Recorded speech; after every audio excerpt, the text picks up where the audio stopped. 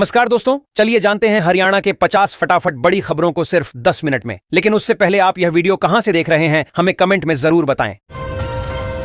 अमित शाह ने हरियाणा के किसानों और सहकारी समितियों को दी करोड़ों की परियोजनाएं। केंद्रीय गृह एवं सहकारिता मंत्री अमित शाह ने पंचकुला में हरियाणा को कई सौगातें दी। मुख्यमंत्री नायब सिंह सैनी भी उपस्थित थे। उन्होंने भिवानी में दूध शीतकरण केंद्र, रेवाड़ी में हैफेड आटा मिल और सहकारिता मंत्रालय के IYC पोर्टल का ई-लोकार्पण किया। उन्होंने सहकारी बैंकों के लाभार्थियों को रुपए प्लैटिनम डेबिट कार्ड और कृभको द्वारा बनाए गए M-PACS के अध्यक्षों को पंजीकरण प्रमाण पत्र भी वितरित किए।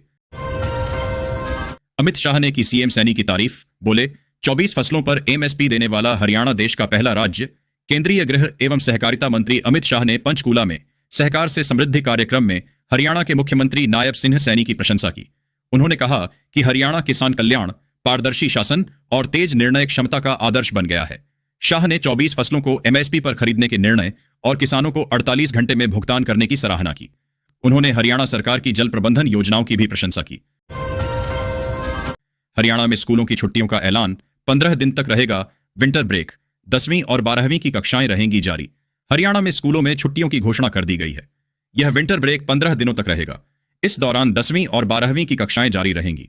पंचकूला समेत पूरे राज्य के स्कूलों में यह आदेश लागू होगा, जिससे छात्रों और शिक्षकों को राहत मिलेगी। प्रधानमंत्री फसल बीमा योजना, फेल कंपनियों में फंसी 116 करोड़ रुपए की रकम, परेशान हुए हरियाणा के किसान। हरियाणा में प्रधानमंत्री फसल बीमा योजना के तहत किसानों के 116 करोड़ रुपए बीमा कंपनियों में फंसे हैं। भिवानी, सिरसा, नूंह और चरखी दादरी के किसान सर्वाधिक प्रभावित हैं, जिन्हें 3 साल से फसल खराबे का मुआवजा नहीं मिला है। फसल कटाई प्रयोगों पर विवाद के चलते भुगतान अटका हुआ है। राज्य सरकार ने क्षेमा जनरल इंश्योरेंस कंपनी को ब्लैकलिस्ट करने की सिफारिश की है। हरियाणा में डिजिटल क्रांति, जमीन रजिस्ट्रेशन अब पूरी तरह पेपरलेस। भ्रष्टाचार पर लगेगी लगाम। हरियाणा सरकार ने राज्य को देश का सबसे विकसित राज्य बनाने का संकल्प लिया है। नायब मुख्यमंत्री ने कहा कि पर्यावरण, पर्यटन को बढ़ावा देने के लिए कई योजनाएं शुरू की गई हैं। जमीनों का पेपरलेस रजिस्ट्रेशन शुरू किया गया है, जिससे रजिस्ट्री का काम पूरी तरह डिजिटल हो गया है।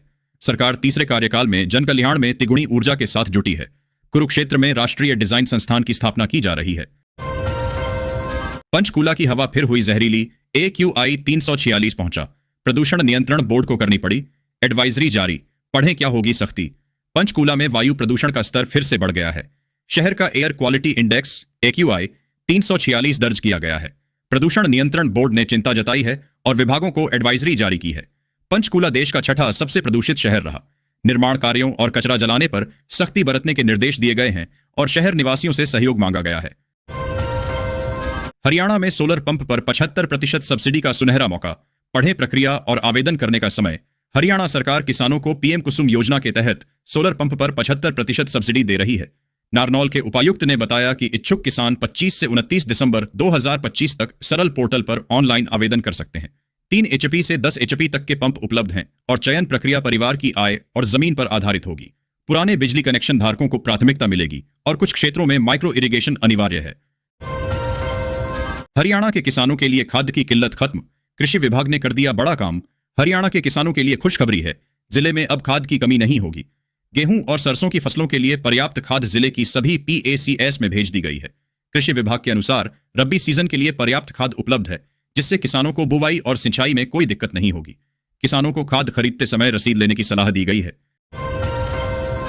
वामपंथी उग्रवाद, जम्मू कश्मीर का आतंकवाद और नॉर्थ ईस्ट के हथियारों को किया खत्म, शाह बोले। देश तीनों मोर्चों पर सुरक्षित। केंद्रीय गृह मंत्री अमित शाह ने कहा कि प्रधानमंत्री मोदी के नेतृत्व में वामपंथी उग्रवाद, जम्मू कश्मीर का आतंकवाद और नॉर्थ ईस्ट के हथियारों को खत्म कर दिया गया है, जिससे देश सुरक्षित है। पंचकूला में हरियाणा पुलिस के नव प्रशिक्षित जवानों की सलामी लेने के बाद उन्होंने कहा कि दोषियों को सजा सुनिश्चित करना उद्देश्य है। मुख्यमंत्री नायब सिंह सैनी ने हरियाणा को पर्ची खर्ची रहित राज्य बनाया है। नायब सैनी ने देश की कई सरकारों की हालत खराब कर दी। पंचकूला में बोले। गृह मंत्री अमित शाह। केंद्रीय गृह मंत्री अमित शाह ने पंचकूला में हरियाणा के मुख्यमंत्री नायब सिंह सैनी की जन कल्याण नीतियों की सराहना की। उन्होंने कहा कि हरियाणा सरकार किसानों को गन्ने का सबसे अधिक भाव दे रही है, जिससे अन्य राज्यों पर भी दबाव बढ़ रहा है। शाह ने बताया कि हरियाणा 24 फसलों को न्यूनतम समर्थन मूल्य MSP पर खरीदने वाला पहला राज्य है और किसानों को 48 घंटे में भुगतान किया जा रहा है। पंचकूला में अटल बिहारी वाजपेयी की 41 फीट ऊंची प्रतिमा का अनावरण। रिकॉर्ड 25 दिनों में तैयार कराई गई मूर्ति। केंद्रीय गृह एवं सहकारिता मंत्री अमित शाह ने पंचकूला में पूर्व प्रधानमंत्री अटल बिहारी वाजपेयी की 41 फुट ऊंची प्रतिमा का अनावरण किया। यह प्रतिमा माथुराम आर्ट सेंटर में तैयार की गई है। मुख्यमंत्री नायब सिंह सैनी भी इस अवसर पर उपस्थित थे। अमित शाह ने युवाओं को अटल बिहारी वाजपेयी के आदर्शों से प्रेरणा लेने का आह्वान किया। अटल स्मृति पार्क 21,000 वर्ग क्षेत्र में विकसित किया जाएगा। अमित शाह के कार्यक्रम के चलते पंचकूला में दिन भर जाम, पूरी तरह चरमरा गई यातायात व्यवस्था। केंद्रीय गृह मंत्री अमित शाह के पंचकूला दौरे के कारण शहर में यातायात व्यवस्था चरमरा गई। सुरक्षा इंतजामों और यातायात डायवर्जन की वजह से प्रमुख सड़कों पर लंबा जाम लगा। कार्यक्रम समाप्त होने के बाद स्थिति और बिगड़ गई, जिससे मुख्य और आंतरिक सड़कों पर वाहनों की लंबी कतारें लग गईं। सबसे ज्यादा परेशानी अमर टैक्स से चंडीगढ़ और जीरकपुर की ओर जाने वाले मार्ग पर हुई, जहां वाहनों की रफ्तार थम गई। भारत सहकारिता टैक्सी जल्द होगी शुरू, गृह मंत्री अमित शाह बोले। ड्राइवरों को मिलेगा 100% मुनाफा, केंद्रीय गृह एवं सहकारिता मंत्री अमित शाह ने कहा कि भारत सहकारिता टैक्सी बहुत कम समय में शुरू होने जा रही है। इस योजना का उद्देश्य ऑटो, टैक्सी और मोटरसाइकिल टैक्सी चालकों को आर्थिक रूप से मजबूत करना है, क्योंकि पूरा मुनाफा सीधे ड्राइवरों को मिलेगा। पंचकूला में सहकारिता सम्मेलन में उन्होंने हरियाणा के मुख्यमंत्री नायब सिंह सैनी की सराहना की और सहकारिता के माध्यम से समृद्धि के नए मंत्र पर जोर दिया। चाचा का दिमाग खराब हो तो भतीजा क्या करे। कृष्णपाल गुर्जर व पूर्व सांसद अवतार भड़ाना में जुबानी जंग। हरियाणा के फरीदाबाद में केंद्रीय राज्य मंत्री कृष्णपाल गुर्जर और पूर्व सांसद अवतार सिंह भड़ाना के बीच जुबानी जंग छिड़ गई है। अवतार भड़ाना ने कृष्णपाल गुर्जर पर निशाना साधते हुए कहा कि यह उनकी अंतिम पारी है। जवाब में कृष्णपाल गुर्जर ने कहा कि जब चाचा का दिमाग खराब हो गया हो तो भतीजा क्या करेगा। दोनों नेताओं के बयान सोशल मीडिया पर वायरल हो रहे हैं। नए साल में रिटायर होंगे 13 IAS अधिकारी। हरियाणा की ब्यूरोक्रेसी पर बढ़ेगा दबाव। हरियाणा में IAS अधिकारियों की कमी से ब्यूरोक्रेसी पर दबाव बढ़ने वाला है। मुख्य सचिव अनुराग रस्तोगी समेत 13 IAS अधिकारी नए साल में सेवानिवृत्त होंगे। इनमें सुधीर राजपाल, राजा शेखर वुंडरू, अरुण कुमार गुप्ता और अभिलक्ष लिखी जैसे वरिष्ठ अधिकारी शामिल हैं। वर्तमान में 42 IAS अधिकारियों की कमी है और कई सीनियर IAS अधिकारियों के पास 3-4 विभागों का कार्यभार है। सरकार के पास HCS अधिकारियों को पदोन्नत करने का विकल्प है, लेकिन पदोन्नति से भरे जाने वाले कई पद खाली हैं। दलितों और पिछड़ों को चपरासी बनाने की साजिश। हरियाणा में प्रोफेसरों की भर्ती पर दिग्विजय चौटाला ने उठाए सवाल। जननायक जनता पार्टी जजीपा के दिग्विजय चौटाला ने हरियाणा में अंग्रेजी के सहायक प्रोफेसरों की भर्ती प्रक्रिया पर सवाल उठाए हैं। उन्होंने दलितों, पिछड़ों और सामान्य वर्ग के साथ धोखा होने का आरोप लगाया। दिग्विजय ने कहा कि कई श्रेणियों में बहुत कम अभ्यर्थियों का चयन हुआ है। खासकर DSC वर्ग के युवाओं के साथ अन्याय हो रहा है, क्योंकि उनके लिए आरक्षित पद खाली छोड़ दिए गए। HSVP की कार्यप्रणाली पर हाई कोर्ट ने उठाए सवाल। 3 लाख का लगाया जुर्माना। पंजाब एवं हरियाणा हाई कोर्ट ने HSVP की कार्यप्रणाली की आलोचना करते हुए कहा कि प्राधिकरण अपनी लापरवाही से लाभ नहीं कमा सकता। भूमि अधिग्रहण से प्रभावित लोगों से बढ़ी हुई कीमत वसूलना मनमाना है। अदालत ने HSVP पर 3 लाख रुपए का जुर्माना लगाया और कहा कि आवंटन में देरी के लिए बढ़ी हुई कीमत नहीं वसूली जा सकती। अदालत ने यह भी कहा कि प्रशासनिक देरी के लिए नागरिकों को सजा नहीं दी जा सकती। हरियाणा में नए साल की पहली कैबिनेट बैठक। CM नायब सैनी ने 1 जनवरी को बुलाई मंत्रिमंडल की मीटिंग। हरियाणा के मुख्यमंत्री नायब सिंह सैनी ने नए साल 2026 के पहले दिन 1 जनवरी को राज्य मंत्रिमंडल की बैठक बुलाई है। बैठक में नए साल 2026 में किए जाने वाले कार्यों की रूपरेखा पर चर्चा होगी। प्रशासनिक अधिकारियों को साल 2026 से 27 के वार्षिक बजट की तैयारी करने के निर्देश भी दिए जा सकते हैं।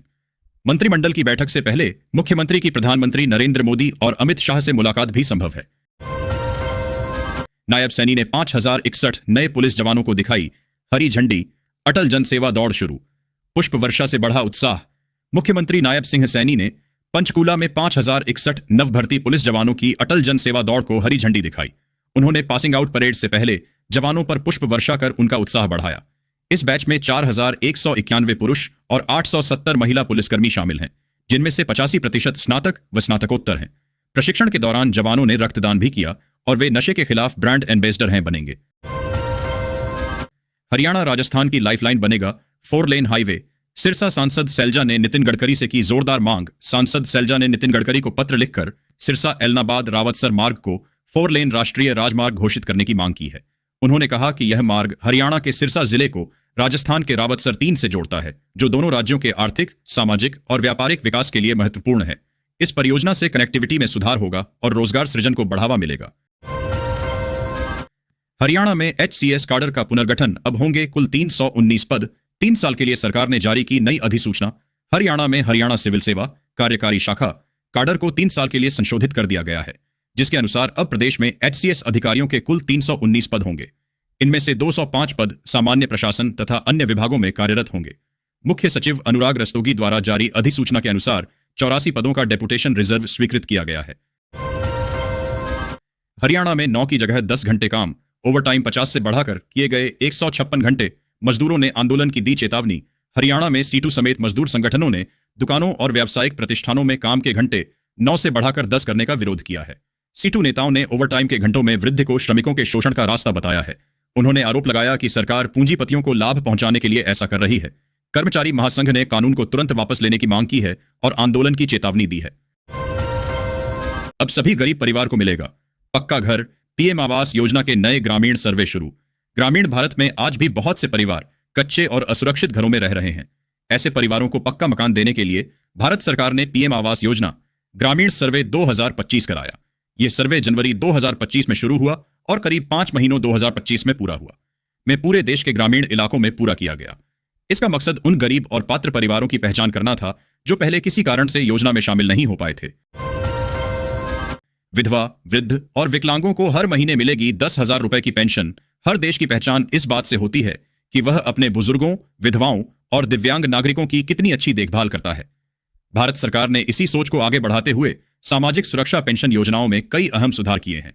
2025 में पेंशन की राशि में बढ़ोतरी की गई है ताकि जरूरतमंद लोगों को बढ़ती महंगाई के दौर में थोड़ी राहत मिल सके। महिलाओं को मिल रहा घर बैठे काम का मौका, सैलरी 30,000 रुपए महीना। सरकार ने मुख्यमंत्री वर्क फ्रॉम होम योजना को और मजबूत किया है। पढ़ी लिखी महिलाओं के लिए घर बैठे 15,000 से 30,000 रुपए मासिक कमाई का सुनहरा मौका। घरेलू जिम्मेदारियों, बच्चों की देखभाल या सामाजिक बाधाओं से जूझ रही महिलाओं के लिए यह है। सोने में आई जोरदार गिरावट। जानिए 22 और 24 कैरेट सोने का ताजा रेट। सोने की कीमत में हर रोज बदलाव आता है। कुछ महीनों से सोने की कीमत में बढ़ोतरी हो रही है। सोने की बढ़ती हुई कीमत का असर आम जनता पर बहुत पड़ता है। भारत में आज 24 कैरेट सोने की कीमत 13,630 रुपए प्रति ग्राम और 22 कैरेट सोने की कीमत 12,495 रुपए प्रति ग्राम है। हरियाणा में 3 महीने से HKRN कर्मचारियों का वेतन रुका। आर्थिक संकट में 8,000 से अधिक कर्मचारी। हरियाणा कौशल रोजगार निगम के तहत कार्यरत कर्मचारियों को पिछले 3 महीने से सैलरी नहीं मिली है, जिससे 8,000 से अधिक कर्मचारी आर्थिक संकट में हैं। ऑनलाइन पोर्टल पर डेटा अपडेट न होने से वेतन अटका हुआ है। कर्मचारियों ने सरकार से जल्द भुगतान की मांग की है और चेतावनी दी है कि यदि सैलरी नहीं मिली तो वे आंदोलन करेंगे। गुरुग्राम और रेवाड़ी के 10 डाकघरों की टाइमिंग बदली।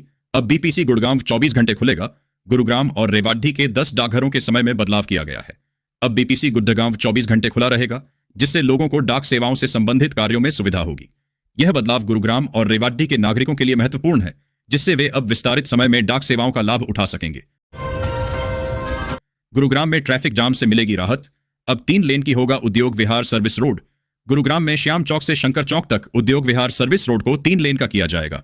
जिला सड़क सुरक्षा समिति की बैठक में यह निर्णय लिया गया क्योंकि मौजूदा 2 लेन की सड़क ट्रैफिक के लिए अपर्याप्त पाई गई। बैठक में ट्रैफिक व्यवस्था को मजबूत करने और सड़क सुरक्षा के उपायों पर भी चर्चा हुई। अधिकारियों ने पैदल यात्रियों की सुरक्षा के लिए फुट ओवर ब्रिज बनाने पर जोर दिया। आंखों में जलन और गले में खराश। गुरुग्राम में खतरनाक स्तर पर पहुंचा AQI। डॉक्टर ने दी ये सलाह। गुरुग्राम और मानेसर में वायु प्रदूषण खतरनाक स्तर पर है। गुरुग्राम में वायु गुणवत्ता सूचकांक 364 दर्ज किया गया, जबकि मानेसर में यह 343 तक पहुंच गया। विशेषज्ञों के अनुसार यह स्तर बहुत खराब श्रेणी में आता है, जिससे सांस की बीमारियों का खतरा बढ़ जाता है। शहर में बढ़ती धूल और वाहनों से निकलने वाला धुआं प्रदूषण की मुख्य वजह है। स्वास्थ्य विशेषज्ञों ने बच्चों, बुजुर्गों और सांस के मरीजों को सावधानी बरतने की सलाह दी है। अरावली के 10,000 एकड़ से अधिक भूमि पर गैर वाणिकी कार्य जारी। बढ़ी धूल भरी आंधी आने की घटनाएं। गुरुग्राम में अरावली के सीने पर वन विभाग की निष्क्रियता के कारण हजारों गैर वाणिकी कार्य हो रहे हैं, जिनमें फार्म हाउस, मंदिर और होटल शामिल हैं। इससे हरियाली को नुकसान हो रहा है, वन्य जीव अशांत हैं और प्राकृतिक तालाब सूख रहे हैं। पर्यावरणविदों ने इन अवैध निर्माणों को हटाने और जिम्मेदार अधिकारियों पर कार्रवाई करने की मांग की है ताकि अरावली को बचाया जा सके। गुरुग्राम में प्रदूषण फैलाने वालों पर नगर निगम का शिकंजा। 14 लाख रुपए का जुर्माना लगाया। गुरुग्राम में प्रदूषण फैलाने वाले 274 उल्लंघनकर्ताओं पर नगर निगम ने सख्त कार्रवाई करते हुए 14,10,000 रुपए का जुर्माना लगाया है। यह कार्रवाई शहर में बढ़ते प्रदूषण को नियंत्रित करने के उद्देश्य से की गई है। नगर निगम ने प्रदूषण के नियमों का उल्लंघन करने वालों के खिलाफ सख्त रुख अपनाया है ताकि पर्यावरण को सुरक्षित रखा जा सके। नए गुरुग्राम और दिल्ली जयपुर हाईवे पर खत्म होगा जलभराव। खेड़की दौला टोल के पास बन रही नई ड्रेन गुरुग्राम में दिल्ली जयपुर हाईवे पर जलभराव की समस्या से निजात मिलने वाली है। खेड़की दौला टोल प्लाजा के पास एक नई ड्रेन का निर्माण किया जा रहा है। इस ड्रेन के बनने से नए गुरुग्राम और हाईवे पर जलभराव खत्म हो जाएगा, जिससे वाहन चालकों और स्थानीय लोगों को राहत मिलेगी। यह परियोजना गुरुग्राम के इंफ्रास्ट्रक्चर को सुधारने में महत्वपूर्ण भूमिका निभाएगी।